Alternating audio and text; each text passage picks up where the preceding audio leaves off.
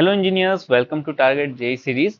दोस्तों, हम लोग पढ़ रहे थे डीसी सर्किट थ्योरम, जिसमें आज की इस वीडियो को में हम लोग बात करेंगे node, junction, branch, mesh and loop के बारे में। हम आज की इस वीडियो में डिस्कस करने वाले हैं। वीडियो बहुत ज़्यादा इंपॉर्टेंट है, क्योंकि अगर आप नेक्स्ट वीडियोस में केवीएल केसीएल्स की प्रॉब्लम सॉल्व करोगे तब आपको इन सभी टर्म्स की जरूरत पड़ेगी। मैं वहाँ पे डायरेक्टली ये टर्म्स प्रोनाउन करूँगा, तब आपको इन टर्म को समझना पड़ेगा। तो इससे पहले मैं एक छोटा सा वीडियो आप लोगों के लिए यहाँ पे लेकर आया हूँ, जिसमें मैं आपको इन टर्म्स को बहुत इजीली समझाने वाला हूँ। तो वीडियो बहुत इंपॉर्टेंट है, एंड तक की देखिएगा। जैसा भी फीडबैक होता है एक बार आप कमेंट करके लाइक डिसलाइक से आप मेरे को बता सकते हो। तो चलो वीडियो को स्टार्ट कर लेते हैं।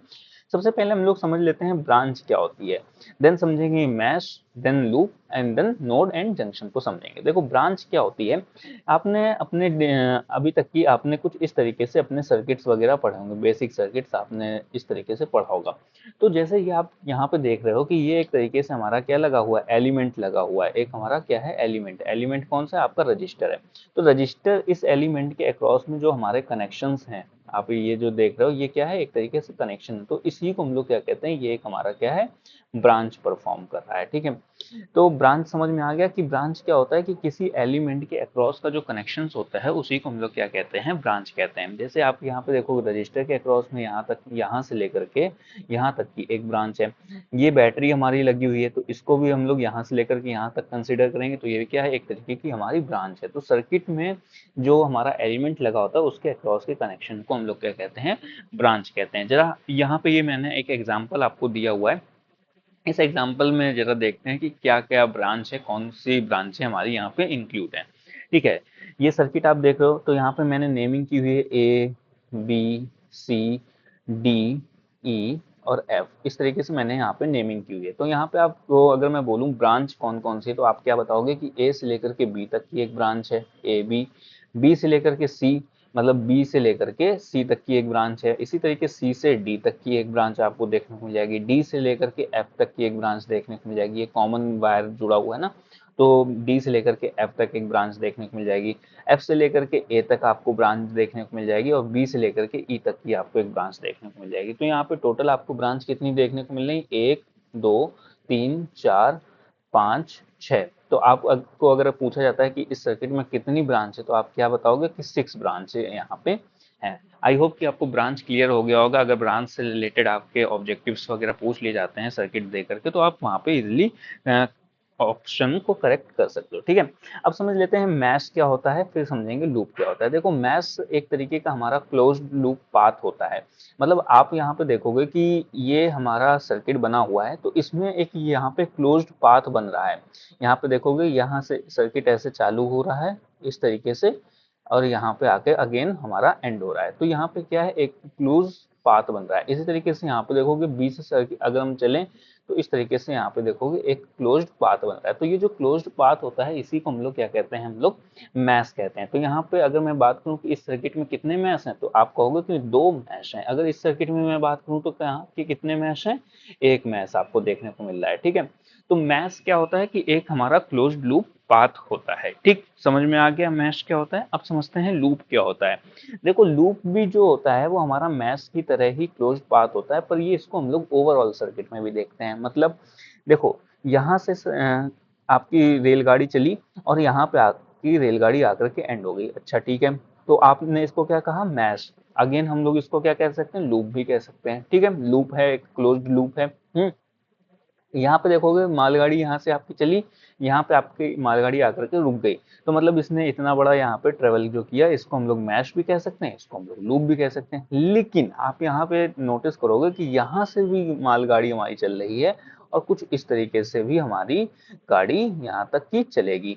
तो इसको भी हम लोग क्या कहेंगे, लूप कहेंगे। इसको हम लोग मैश नहीं कहेंगे। ये क्लोज्ड पाथ है, पर इंटरनली क्लोज पाथ नहीं है, आउटर एरिया का क्लोज्ड पाथ है। ठीक है, आउटर सर्किट का क्लोज पाथ है। ठीक, समझ में आ रहा है। तो मैश और लूप में अंतर क्या होता है, कि मैश होता है हमारा इंटरनली क्लोज्ड पाथ, पर लूप क्या होता है, ओवरऑल क्लोज पाथ पर इंटरनली क्लोज पाथ। ठीक है। तो आप कह सकते हो कि हर मैश, यहाँ से कंक्लूजन आप क्या निकालोगे, कि हर मैश लूप हो सकता है, हर मैश लूप हो सकता है। ठीक है, हर मैश लूप हो सकता है पर हर लूप आपका मैश नहीं होगा।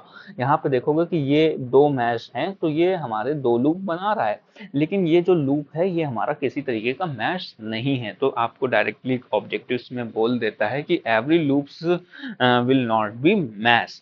ठीक है, तो वहाँ पे अगर आपको ऐसा कुछ पूछा जाता है तो आप यहाँ पे करेक्ट कर सकते हो। तो आई होप कि ब्रांच, मैश एंड लूप आपको क्लियर हो गया होगा। क्लियर हो गया तो लाइक का एक बटन दबा दीजिएगा, चैनल को सब्सक्राइब कर लो। ऐसी आपको वीडियोस वगैरह मिलती रहेंगी। बहुत इजी तरीके से समझा रहा हूँ, कोई कॉम्प्लिकेशन नहीं। फिर भी समझ नहीं आता तो कमेंट करके पूछ सकते हो, ठीक है। चलो अब समझ लेते हैं कि नोड क्या है और जंक्शन के बारे में भी समझ लेते हैं, ठीक है। चलो इसको पहले क्लियर कर लेते हैं थोड़ा सा, फिर आपको समझाते हैं नोड एंड जंक्शन के बारे में। चलो, हाँ क्लियर हो गया। अब यहाँ पे समझ लेते हैं नोड क्या है और जंक्शन क्या है। देखो नोड क्या होता है, एक तरीके का हमारा पॉइंट होता है सर्किट्स में जिसमें हम लोगों के दो या दो से अधिक एलिमेंट आकर के जुड़ते हैं। अच्छा, अगला पॉइंट आप देखो, नोड पे धारा का बंटवारा हो भी सकता है और नहीं भी हो सकता है। अच्छा सर, तो नोड के बारे में आपको क्या समझ में आया। नोड एक तरीके का हमारा सर्किट में पॉइंट होता है जिसमें दो या दो से अधिक एलिमेंट आकर के जुड़ते हैं। अच्छा, इस सर्किट में अगर मैं बात करूं कि इस सर्किट में पॉइंट आपको कहाँ कहाँ दिख रहे हैं, तो आप कहोगे कि सर मेरे को यहाँ पे एक ये पॉइंट दिख रहा है, एक ये पॉइंट दिख रहा है, एक ये पॉइंट दिख रहा है, एक ये पॉइंट दिख रहा है।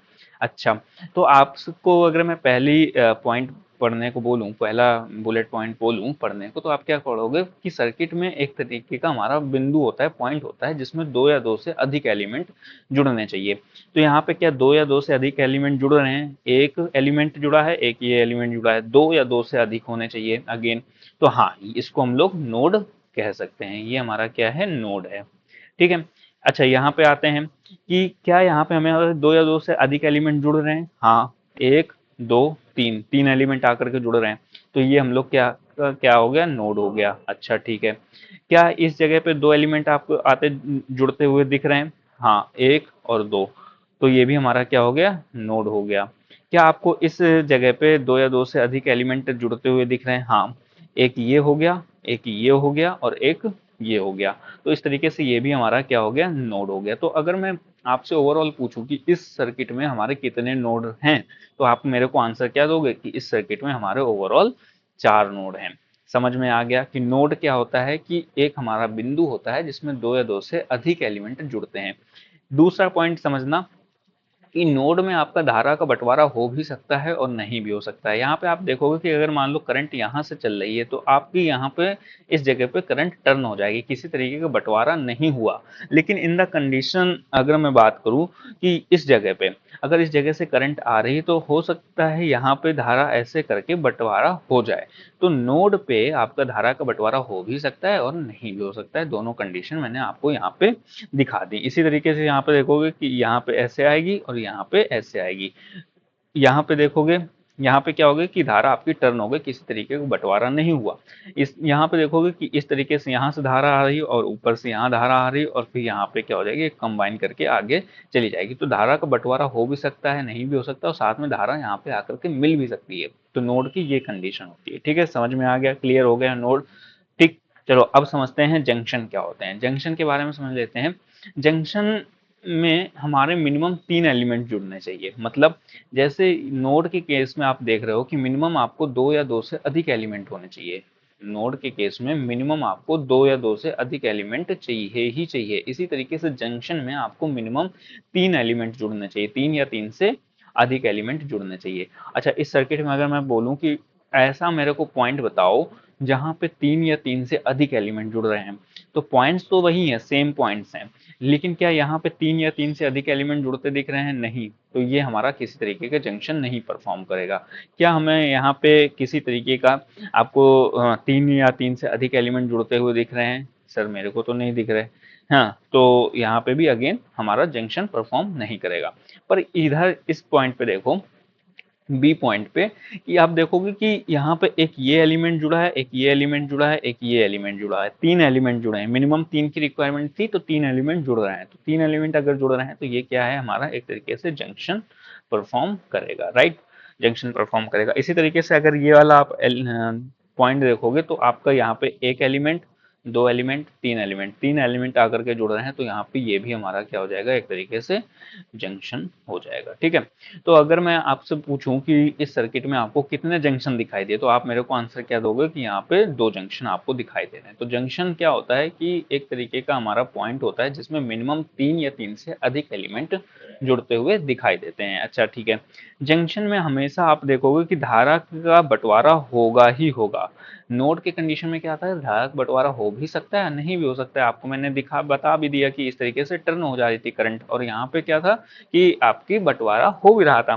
तो ऐसा कोई कंडीशन नहीं कि होना ही चाहिए, लेकिन जंक्शन के केस में धारा का बंटवारा होगा ही होगा।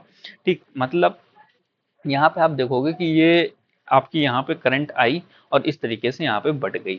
इसी तरीके से आप यहाँ पे देखोगे कि यहाँ से करंट आई, यहाँ से भी करंट आई, और इस तरीके से कंबाइन होकर आगे चली गई। तो धारा का बंटवारा जो है, बंटवारा भी कह सकते हो या फिर कॉम्बिनेशन भी कह सकते हो, कि मतलब इस पॉइंट में क्या होगा कि धारा का बंटवारा भी हो सकता है या फिर कॉम्बिनेशन भी हो सकता है, मतलब कि आपस में धारा जुड़ भी सकती है। ठीक है, तो जंक्शन का ये पॉइंट भी आपको क्लियर हो गया।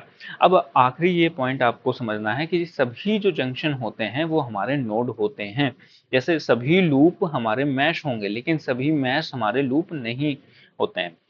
मतलब सॉरी, रिवर्सल बोल दिया मैंने, वाइस वर्सा इसको कर लेना। सभी मैश हमारे लूप होंगे, सभी मैश हमारे लूप होंगे, लेकिन सभी लूप आपके मैश नहीं होंगे, ये था। इसी तरीके से सभी जंक्शन आपके नोड होते हैं, पर सभी नोड आपके जंक्शन नहीं होते। जरा यहाँ पे प्रैक्टिकली समझना, यहाँ पे देखोगे कि ये नोड है, क्या ये जंक्शन था, नहीं था ना। ये नोड है, क्या ये जंक्शन है, हाँ जंक्शन है। ठीक है, तो इस तरीके से आप देखोगे कि सभी नोड आपके जंक्शन नहीं हो सकते, लेकिन सभी जंक्शन, जितने भी जंक्शन हैं वो आपके नोड होंगे। इसका कंडीशन ये है कि यहाँ पे मिनिमम दो आपको एलिमेंट चाहिए और यहाँ पे मिनिमम तीन चाहिए। तो जब तीन एलिमेंट जुड़ रहे हैं तो दो का कंडीशन तो फुलफिल कर ही देगा ना। तो आई होप कि ये जो पॉइंट था, सभी जंक्शन नोड होते हैं, तो ये आपको समझ में आ गया होगा। अगर ऑब्जेक्टिव्स में आपको पूछ लिया जाता है कि सभी जंक्शन नोड होते हैं, या फिर इससे रिलेटेड आपको घुमा करके कोई क्वेश्चन पूछ लेता है, तो आप उसको सॉल्व आउट कर सकते हो। तो आई होप कि जो मैंने टारगेट लिया था node, junction, branch, mesh and loop को, वो आपको मैंने समझा दिया है। वीडियो कैसी लगी कमेंट करके एक बार मेरे को बता देना। बाकी अगर अपनी नॉलेज को इम्प्रूव करना चाहते हो तो आप मेरी वेबसाइट इलेक्ट्रिकल जिंदगी पे विजिट कर सकते हो। यहाँ पे आपको e books, digi notes, handwritten notes, tech quizzes, non tech quizzes आपको देखने को मिल जाती है। यहाँ से आप आकर के अपनी नॉलेज को इम्प्रूव कर सकते हो। अगर किसी भी टॉपिक से रिलेटेड आप क्विज को सॉल्व करना चाहते हो तो यहाँ पे आओगे, टॉपिक का नाम लिखोगे, जैसे केवीएल केसीएल के आप क्विज को सॉल्व करना चाहते हो, उसके सवाल लगाना चाहते हो, तो यहाँ पे केवीएल केसीएल टाइप कर दोगे तो उससे रिलेटेड आपके सामने एक क्विज आपके सामने ओपन हो जाएगी। क्विज पे क्लिक करोगे तो इस तरीके से क्विज चालू हो जाएगी। 20 मिनट में आपको 23 क्वेश्चन सॉल्व करने होंगे। क्वेश्चन को सॉल्व करके सबमिट क्विज के ऑप्शन पे क्लिक कर दीजिएगा। आपके सामने आपकी परफॉर्मेंस रिपोर्ट आ जाएगी। परफॉर्मेंस रिपोर्ट का एनालिसिस करिएगा, बताइएगा कि कैसी रही। बाकी क्वेश्चन का एनालिसिस करने के लिए आप यहाँ पे क्लिक करोगे तो आपके सामने क्वेश्चन का एनालिसिस भी आ जाएगा। यहाँ पे आप आकर के क्वेश्चन का एनालिसिस वगैरह कर सकते हो। ठीक है, थोड़ा सा पोस्ट को स्क्रॉल डाउन करोगे तो आपको इंपॉर्टेंट वन लाइनर्स वगैरह आपको देखने को मिल जाएंगे। इन्हें भी पढ़ करके आप अपनी नॉलेज को इम्प्रूव कर सकते हो। बाकी यहाँ तक कि आपने मेरी वीडियो को देखा है उसके लिए थैंक यू सो मच। मिलते हैं नेक्स्ट वीडियो में नेक्स्ट टॉपिक के साथ में, तब तक के लिए टेक केयर, बाय बाय।